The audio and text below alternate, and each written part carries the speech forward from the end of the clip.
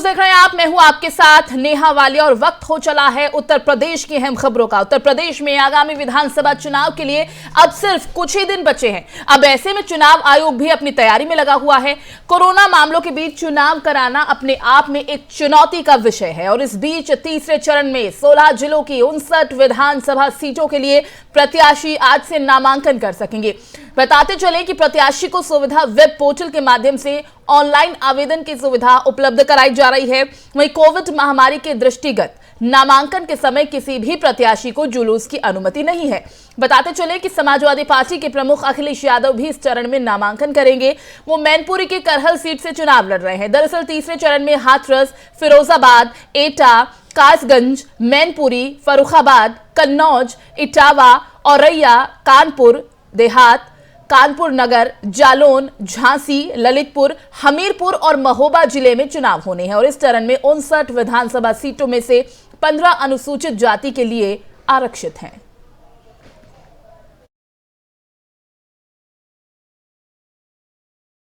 और उत्तर प्रदेश विधानसभा चुनाव के लिए भारतीय जनता पार्टी अंतिम 3 चरणों के उम्मीदवारों के लिए नामों पर मोहर लगा सकती है। फिलहाल दिल्ली में इसके लिए बैठक का दौर जारी है और बीजेपी 2 दिनों में कुल 172 टिकटों की घोषणा कर सकती है। वहीं पार्टी में इस बात को लेकर बड़ी चर्चा है। इस लिस्ट में 80 मौजूदा विधायकों के टिकट कट सकते हैं और इसके साथ ही 1 दर्जन से ज्यादा नेताओं की सीटों में फेरबदल हो सकता है। हालांकि इस मामले में पार्टी ने आधिकारिक तौर पर कुछ भी नहीं कहा। दरअसल सोमवार को बीजेपी मुख्यालय में कोर कमेटी की बैठक हुई और इस बैठक में केंद्रीय गृह मंत्री अमित शाह, सीएम योगी आदित्यनाथ समेत पार्टी के बड़े नेता मौजूद थे।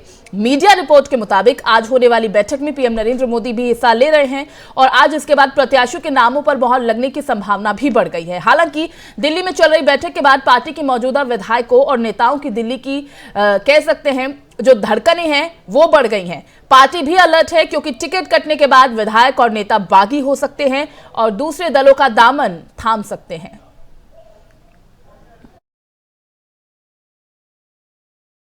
उत्तर प्रदेश विधानसभा चुनाव में 30 जनवरी तक चुनाव आयोग ने जनसभा और भीड़ के साथ प्रचार पर रोक लगा रखी है। इसके बाद भी जगह जगह पर इन प्रतिबंधों का उल्लंघन होता नजर आ रहा है।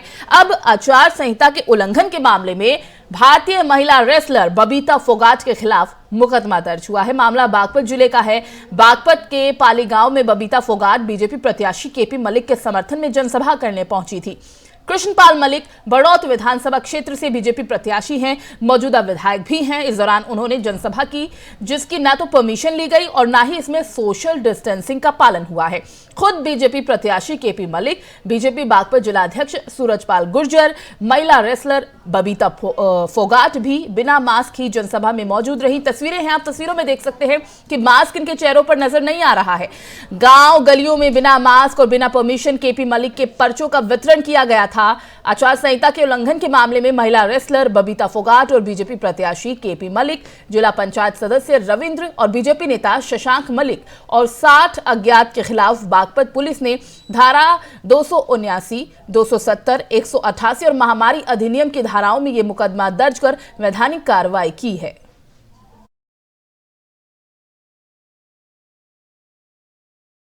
और वहीं यूपी विधानसभा चुनाव के दूसरे चरण में होने वाले चुनाव में रामपुर की 2 सीटों मसलन शहर विधानसभा और स्वार टांडा विधानसभा काफी ज्यादा चर्चा में है क्योंकि यहां पर 2 सियासी परिवार के बीच दिलचस्प मुकाबला है। दरअसल रामपुर शहर विधानसभा से समाजवादी पार्टी ने सीतापुर की जेल में बंद आजम खान को विधानसभा चुनाव का टिकट थमाया है, तो वहीं कांग्रेस पार्टी ने पूर्व मंत्री और नवाब खानदान के काजिम अली खान उर्फ नवेद मियां पर दांव खेला है। सपा सांसद आजम खान और पूर्व मंत्री नवाब काजिम अली खान उर्फ नवेद मियां के बीच की अदावत राजनीति के गलियारों में चर्चा में रही है, लिहाजा यह लड़ाई बहुत दिलचस्प मानी जा रही है। वहीं रामपुर जनपद की दूसरी चर्चित सीट स्वार टांडा पर बीजेपी गठबंधन के अपना दल से नवाबजादा हैदर अली खान उर्फ हमजा मियां ने चुनावी ताल ठोकी है, तो वहीं समाजवादी पार्टी ने अब्दुल्ला आजम को चुनावी मैदान में उतार दिया है। अब आपको बताते हैं कि आखिर कौन है अपना दल के उम्मीदवार हमजा मियां और कौन है सपा के उम्मीदवार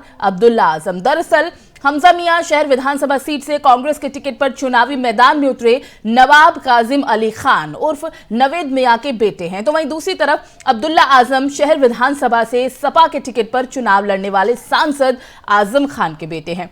यूपी की सियासत में बाप बेटे वाली ये चुनावी राजनीति इन दिनों काफी ज्यादा चर्चा में है। इन दोनों ही सीटों पर मुकाबला रोमांचक है। सबसे दिलचस्प बात तो यह है कि आजम खान और उनके बेटे अब्दुल्ला आजम जहां सपा के टिकट पर चुनाव लड़ रहे हैं, वहीं नवाब काजिम अली खान खुद कांग्रेस के टिकट पर लड़ रहे हैं, तो उनके बेटे हमजा मियां बीजेपी गठबंधन के अपना दल से चुनावी मैदान में उतर चुके हैं। आने वाला समय बताएगा कि किस सीट पर पिता ने बाजी मारी तो किस सीट पर बेटे ने बाजी मारी है। हमारा चुनाव होगा, जो मेरा चुनाव होगा वो समाजवादी के साथ होगा, क्योंकि यहाँ के रामपुर सदर के जो रामपुर विधानसभा है उसके समीकरण ही ऐसे हैं कि यहाँ बीजेपी जीत नहीं पाएगी। तो मैं समझता हूँ कि यहाँ कांग्रेस की और सपा की फाइट होगी और मैं कांग्रेस का प्रत्याशी हूँ। दूसरी बात, जो मैं चुनाव में जा रहा हूँ वो जमीनी मुद्दों के ऊपर जा रहा हूँ। मुझे इससे मतलब नहीं कि रामपुर के बाहर क्या हो रहा है, लेकिन प्राथमिकता यह है कि जो रामपुर की जनता है या रामपुर के लोग हैं उन पे क्या क्या परेशानियां इस वक्त हैं। यहाँ जो हमारा चुनाव होगा, जो मेरा चुनाव होगा वो जब ये सपा सरकार रही है, सपा सरकार में सबसे ज़्यादा नुकसान रामपुर ज़िले में हुआ है।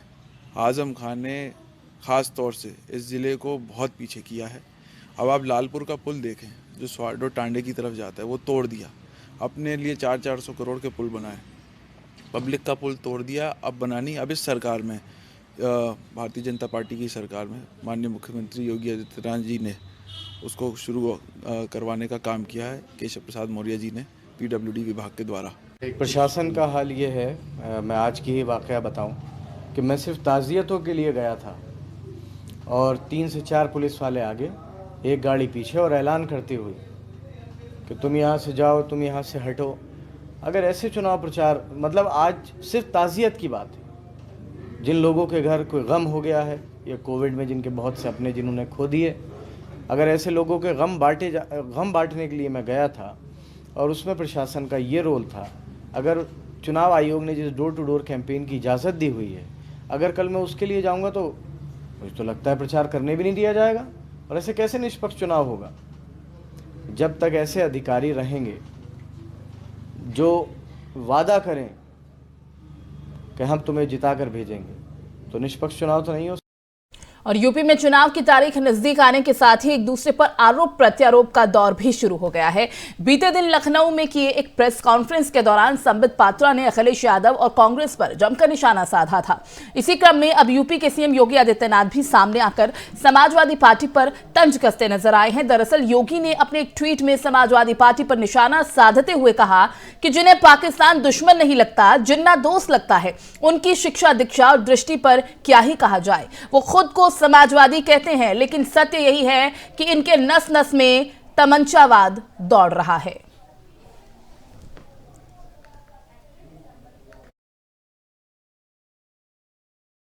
और भारतीय जनता पार्टी के वरिष्ठ नेता और प्रदेश के उप मुख्यमंत्री केशव प्रसाद मौर्य ने कहा, उत्तर प्रदेश के स्थापना दिवस पर सपा के उम्मीदवारों की सूची ने यूपी के गौरव को धूल में मिला दिया है और सपा ने अपने गुंडों को फिर से मैदान में उतारा है। आइए आपको सुनाते हैं कि आखिर क्या कुछ कहा यूपी के डिप्टी सीएम केशव प्रसाद मौर्य ने। प्रत्याशी बनाया है।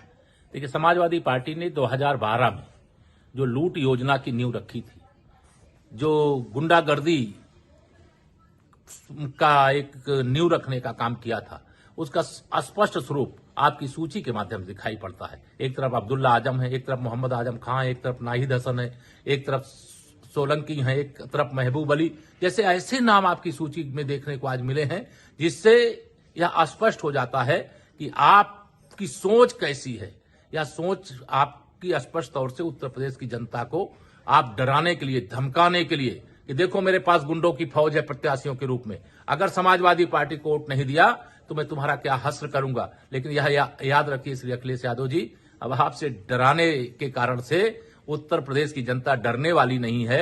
और इन गुंडों के बारे में उत्तर प्रदेश जनता पूरे दृढ़ विश्वास के साथ कहना चाहती है, ये गुंडे और अपराधी और माफिया अब यूपी से पलायन करेंगे, जेल में जाएंगे। लेकिन अब उत्तर प्रदेश की जनता न डरेगी न पलायन करेगी। उत्तर प्रदेश 2012 से 2017 के बाद बीच में जो दुर्दिन देखा है उस दुर्दिन को कभी भूल नहीं सकती। और 2017 से 22 में जो भारतीय जनता पार्टी की डबल इंजन सरकार के माध्यम से उत्तर प्रदेश का उत्थान देखा है, वह उत्थान को कभी भूल नहीं सकती। इसलिए उत्तर प्रदेश की जन जन की यही पुकार है। फिर एक और वहीं मथुरा पुलिस ने सॉल्वर गैंग के मुखिया समेत 10 सदस्यों को गिरफ्तार किया है। इस गैंग के सदस्य यूपी टेट की परीक्षा पास कराने के नाम पर लाखों रुपए की रकम लेते थे। ये गैंग राजस्थान का रहने वाला है। सॉल्वर गैंग से जुड़े अन्य लोगों को भी पुलिस की टीम तलाश कर रही है। थाना हाईवे और शहर कोतवाली पुलिस ने संयुक्त रूप से कार्रवाई की। गैंग के सदस्य प्रति विद्यार्थी यूपी टेट एग्जाम पास कराने के नाम पर 1 से 2 लाख रुपए की रकम लेते थे। पकड़े गए आरोपियों के पास से 1,53,000 रुपए, 10 मोबाइल, 1 बैग, 3 एडमिट कार्ड समेत 2 डुप्लीकेट आंसर शीट भी बरामद हुई हैं। ये सभी जालोर, राजस्थान, भरतपुर और मथुरा के रहने वाले हैं।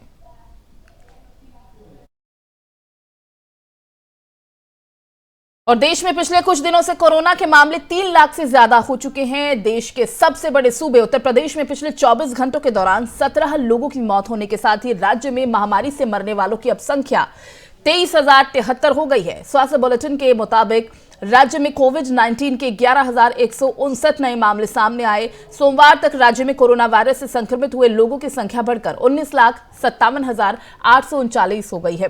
सरकार द्वारा जारी बयान के मुताबिक कोविड से आज हुई मौतों में से मुरादाबाद में 3 लोगों की, जबकि वाराणसी और आजमगढ़ में 2-2 लोगों की मौत हुई है।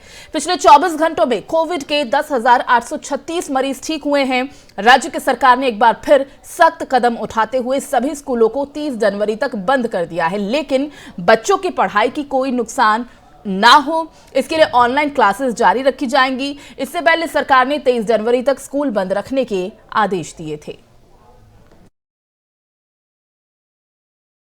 बढ़ते आगे, समाजवादी पार्टी के कार्यालय के बाहर एक महिला ने सपा प्रमुख अखिलेश यादव की गाड़ी के सामने अपने ऊपर मिट्टी का तेल डालकर आत्मदह करने की कोशिश की है। महिला का आरोप है कि उसकी बेटी का गांव के कुछ दबंगों ने अपहरण कर लिया, लेकिन पुलिस मामले की कोई भी सुनवाई नहीं कर रही है। जानकारी के मुताबिक पीड़ित महिला उन्नाव जिले की रहने वाली है। उसने सपा के पूर्व दर्जा प्राप्त मंत्री के बेटे पर युवती को अगवा करने का आरोप लगाया है। परिजनों के मुताबिक पूर्व दर्जा प्राप्त मंत्री के बेटे ने उनकी बेटी को अगवा कर लिया है, जिसकी खोजबीन में 50 दिनों से वो लगे हैं। इसके अलावा पीड़ित परिवार ने पुलिस पर मदद नहीं करने का आरोप लगाया है। परेशान होकर युवती की मां ने सोमवार को लखनऊ में सपा अध्यक्ष अखिलेश यादव की गाड़ी के सामने आत्मदाह करने की कोशिश की। अब खबर ग्रेटर नोएडा के दनकौर कोतवाली क्षेत्र की है, जहां पर 2 महिलाओं का आपस में विवाद हुआ। दोनों ने जमकर एक दूसरे पर लात घूंसे बरसाए हैं, जिसका वीडियो भी सोशल मीडिया पर खूब वायरल हो रहा है। बताया जा रहा है कि वायरल वीडियो कस्बे के बस अड्डे का है, जिसमें पहली महिला ने दूसरी महिला से उधार के रुपयों को लेकर मारपिटाई शुरू कर दी, जिसके बाद मामला पुलिस के पास पहुंचा और पुलिस ने मामला दर्ज कर लिया है। आगे की जांच भी शुरू कर दी गई है। उत्तर प्रदेश विधानसभा चुनाव की तारीखें नजदीक आती जा रही हैं। पहले चरण का मतदान 10 फरवरी को होगा, जिसके लिए नामांकन की आखिरी तारीख 21 जनवरी थी। गौतम बुद्ध नगर जिले में भी पहले ही चरण का मतदान किया जाएगा। इस जिले में 3 विधानसभा सीटें हैं, जिसके लिए 52 उम्मीदवारों ने अपना नामांकन पत्र दाखिल किया था, लेकिन इनमें से 13 उम्मीदवारों का नामांकन रद्द हो गया है। इनमें से कुछ नामांकन पत्रों को गलत जानकारी की वजह से रद्द किया गया, तो कुछ हस्ताक्षर नहीं होने की वजह से निरस्त कर दिए गए। गौतम बुद्ध नगर जिले में 52 प्रत्याशियों के नामांकन के बाद जब चुनाव आयोग के निर्देश के हिसाब से प्रत्याशियों के दस्तावेजों की जांच हुई, तो कुल 13 उम्मीदवारों का नामांकन प्रपत्र निरस्त कर दिया गया। इन सभी के नामांकन पत्रों में कमी पाए जाने की वजह से नामांकन को निरस्त किया गया है।